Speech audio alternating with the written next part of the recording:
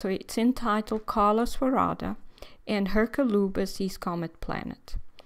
Now, in the 1990s, the Chilean astronomer Carlos Ferrada announced that an object, which he referred to as a comet planet, would come into the solar system and pass by the Earth at a distance of 14 million kilometers, which is 8.7 million miles, and is equivalent to 36 times the distance between the Earth and the Moon. And the name he gave this object, and many people know it by that name, is Hercolobus. And here's an artistic impression of the object, Hercolobus. Some people call it Nibiru, but anyway, I don't think it is the same object at all. I have written before about that. But here is a size comparison between the object, Jupiter, and Earth. Now, Carlos Ferrada was famous for predicting earthquakes, and he predicted the 1939 Chilean earthquake, which killed 50,000 people and left 60,000 people dead. And this earthquake had a magnitude of 8.3. He also predicted the Great Chilean Earthquake of 1960, which had a magnitude of between 9.4 and 9.6, and which is therefore the strongest magnitude earthquake ever recorded. Now, there was another earthquake which he predicted, and this one was on March 3rd, 1985, and the epicenter for this earthquake was offshore, about 25 kilometers offshore, and at a depth of 33 kilometers. And some reports place the magnitude of this earthquake as 7.8, others at 8. However, it seemed to be made up of actually two events, two earthquakes, which were seconds apart. And the resulting destruction was extremely far-reaching, and there was extensive damage to buildings occurring at a distance of 200 kilometers from the epicenter. Now, Carlos Ferrada stated the following regarding his comet planet. It emits mainly infrared light. It has an elliptical orbit as well as a tail like a comet. It's 6 times larger than Jupiter. It is red. It will eventually be clearly seen in the sky from Earth as a second sun. So it travels between a black sun and our sun, and the black sun was at a distance of 32 trillion kilometers when he announced it in the 1990s. So that's 214 AU. Now, he also stated that it does not obey conventionally established physical laws. It is charged with cosmic radiation. And number 9, it brings destruction, epidemic, stress, and wars. Now, so what did Carlos Ferrada see? And as you know, I have written extensively about the observational evidence of having these objects called brown dwarf stars or stellar cores in the solar system. So was it the stellar core? Well, I believe so. And one of the first things that he mentions is that it only emits infrared light. So this makes it difficult to see. So, but I believe it must emit some light in order to look red. So, but it possibly emits mainly infrared light. So figure 2 shows a telescopic image of one of the smaller brown dwarf stars that seem to have intact ionizing envelopes around them, which is toroidal in shape. It does have this dark circle, and this is where the core of the object is exposed. So that's either the north pole or the south pole of the object, through which we can see the core, which is dark. The ionizing envelope is giving off some light. That's why we can see it as whitish in this image. So this means that And these objects, when they come into the solar system, only emit infrared light. It's only after being in the sun's corona for a while that they start emitting light, first from the ionizing envelope, and then later they absorb plasma, and the whole core becomes immersed in plasma, and it becomes a rejuvenated stellar core, and it emits bright light once again. Now, we did mention the appearance of a comet's tail, and we do know that the objects in the solar system have a core, an ionizing envelope, and then beyond that ionizing envelope they have gaseous plasma. And so when they come into the solar system, they will possibly react much like a comet does, and that cloud of plasma may form the sort of tail that we see here behind the object. These are images from the blue stellar core. You see it had very little material clinging to the surface. This is actually the core of the object, and there was material clinging to it. This would be what's left of its ionizing envelope. In this image we can see that it was shedding its ionizing envelope. First it was in the shape of stripes across the object, and we see a big portion of that missing. We see a lot of material surrounding the object. It also exchanges gaseous plasma with the sun. That's why there's this cloud between this side of the object and the sun, which is over there. So these objects do shed their ionizing envelopes. They seem to also boil them off into gaseous plasma like all other stars, and then exchange that with the sun. But it's possible that the one that Carlos Ferrada was talking about had not yet reached the stage where it only emitted infrared light. These objects go through the red giant and the white dwarf phase. That's part of their aging process. And from the white dwarf phase, they are very bright, and they gradually lose that brightness and eventually are only able to emit infrared light. But they will go through a stage where they may look dim and emit some red light. Red light is the lowest energy light, visible light. So this would be possibly what an object close to only emitting infrared light would emit, some red light. Now, I have some images here that illustrate what I believe happens when these stellar cores come into the solar system. And the smaller ones we usually see with a large toroidal shape envelope, and we know that white dwarfs have this kind of envelope, whilst the larger ones are usually observed to have most of the core exposed and very little ionizing material left clinging to the core. So we start with the smaller ones that we've been observing in the sun's corona. So they seem to come into the solar system only emitting infrared light, so they're not emitting any visible light, so they would look dark. And I have put the ionizing envelope in this gray. It should actually be black, but I just wanted to differentiate the core and the ionizing envelope, both not emitting any light initially. Then after being in the sun's corona for a while, the stellar core will start emitting light from its ionizing envelope, and it will also absorb plasma from the sun, so the ionizing envelope will grow, and eventually it will cover the whole object, so the core will not be exposed anymore. It will possibly be spherical, or it may have a strange shape, because the ionizing envelope never becomes very large. It never gets to the size that it had when the star was a main sequence star. Most of those layers have been lost by the object going through the red giant and the white dwarf phase. But the object will ionize whatever plasma it has, whatever plasma it had in the beginning. It may have exchanged it with the sun and other stellar cores in the vicinity. Eventually it gets a whole new envelope, ionizing envelope, and it will be a mixture of plasma from the sun and from the other stellar cores that may be around.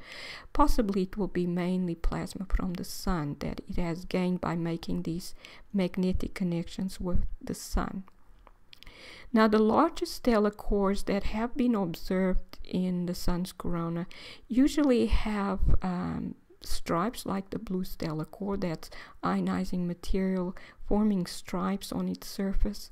It may have more ionizing material, as we see here. It may be even larger. It may, and this one has even less. But eventually it exchanges this plasma or this ionizing envelope material with the sun and gains plasma from the sun. It will then have a thin layer of this plasma from the sun, and it will gain electric potential energy from the sun, be able to ionize it, and possibly even have fusion reactions within this ionizing envelope. And then it will emit light. And this is what this orange represents. It will emit light. I doubt that it will be as bright as the sun, but it will start emitting light, possibly dim light initially. It may get bright as it absorbs more and more energy from the sun. And the larger one, as you can see, I've placed. I made sure it doesn't look quite spherical because some of the objects in the sun's corona have been observed not to have a perfect spherical shape, but an actually strange shape. And this is possibly due to solid material just underneath this thin layer of ionizing material. And so the object has a strange shape. As you can see, this is one of the rejuvenated stellar cores that seems to have gained enough plasma to emit light. It even seems to have solar flaring activity, but it doesn't have a spherical shape. It has a lemon type of shape, as we can see here. And so this is possibly one of the stellar cores. Well, I believe it is one of the stellar cores that arrived at the sun, was dark initially on emitted infrared light. It exchanged plasma with the sun, absorbed energy from the sun, and now it has become a rejuvenated stellar core, and we can see it in the HI1 images.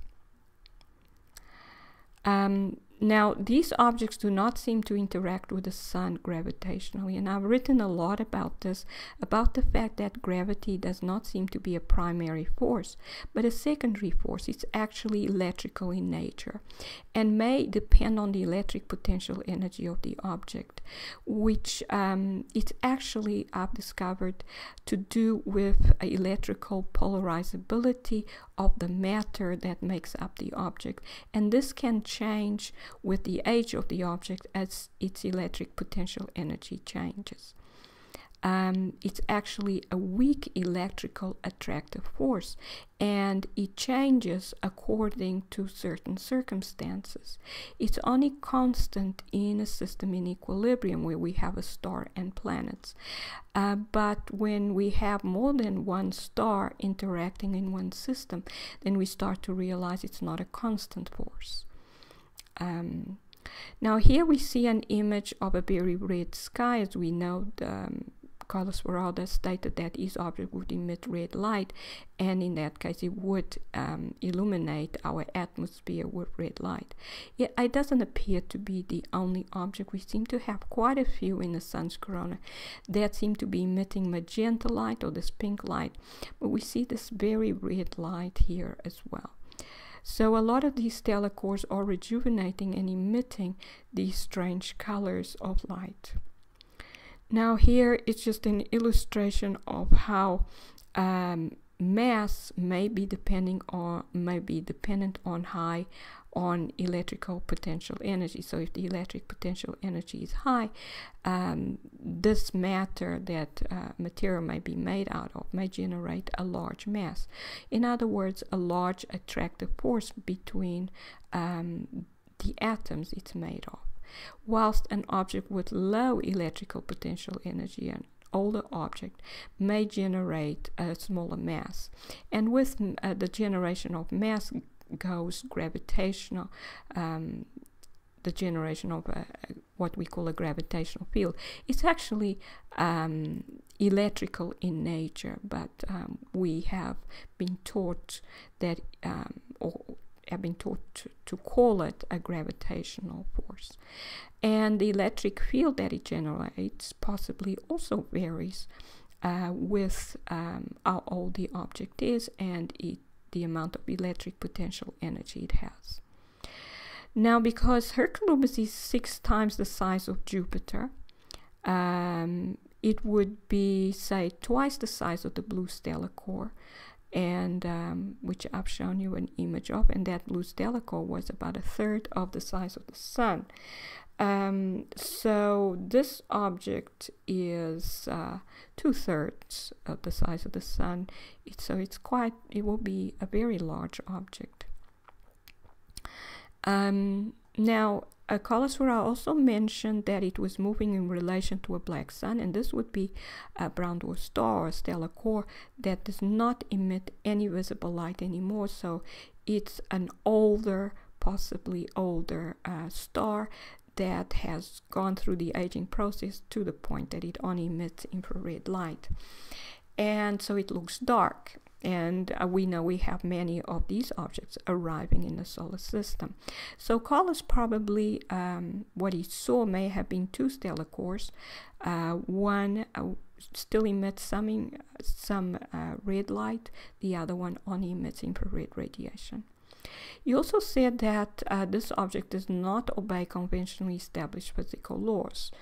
And this is interesting, and as I mentioned before, these objects do not obey the gravitational laws we have been taught. They actually show us that gravity is not a constant force and not a primary force. And as I mentioned before, it actually seems that these stars behave like protons and neutrons in the nucleus, as if it was the strong force that was attracting them to the Sun. And I've also written that they are attracted to the Sun and are having or coming into positions in relation to the Sun which seem to be stationary. One such object seems to actually be embedded in the Sun at the Sun's south pole. So in this image, the south pole would say be here. And I've written about that as well, that this object seems to be not behind and not in front, because we cannot see, it seems to be spherical, but we do not see the whole sphere. So this object seems to be embedded in the Sun, and a lot of these stellar cores seem to have found themselves stationary positions with respect to the Sun, either in the inner corona, so very close to the Sun's surface, or outside the outer corona, so further than 12 radii from the Sun. He said that he observed the object to have 3 different speeds, which again suggests that the attractive force with which it was interacting with other objects near it, like the black star, the dark star, was not a constant force. So this is what we've observed in the interaction between these objects and the Sun. He said that it was charged with cosmic radiation, and this may refer to the fact that these objects have strong magnetic fields and they ionize clouds of gas near them. And these magnetic fields influence the Sun and the interior of the planet. So the Earth would be affected by the strong magnetic field, and some of the dramatic changes we would see because of that is the wobbling Earth, which I don't mention here, but I have written about. But we would definitely see increased earthquake activity and volcanic activity due to the induced currents that the high magnetic field would induce in the interior of the Earth. Now these fields may also affect the human brain, and this may lead to the stress and wars that Carlos Ferrada also talked about. Now, it's been reported that Carlos Ferrada believed that earthquakes were caused by the action of other stars on the sun rather than to a sudden geological movements in the earth.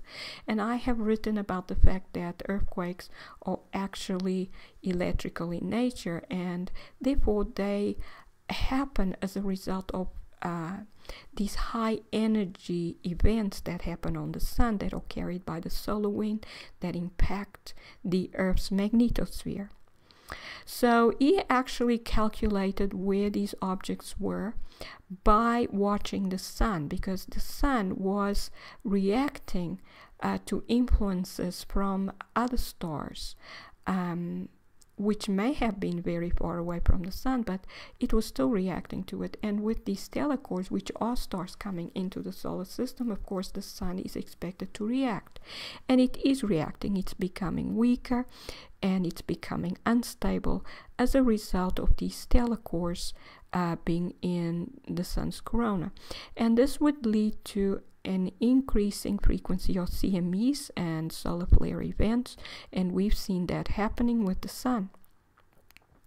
Now, it's likely that this object is moving still towards the inner solar system, and the fact that the Earth's magnetosphere seems to be under pressure, or under more and more pressure as time goes on, and the earthquakes seem to be increasing. And this may be due to the sun being in the particle flux transfer, or the stream between these objects and the sun. It could be between either the black sun or the red stellar core.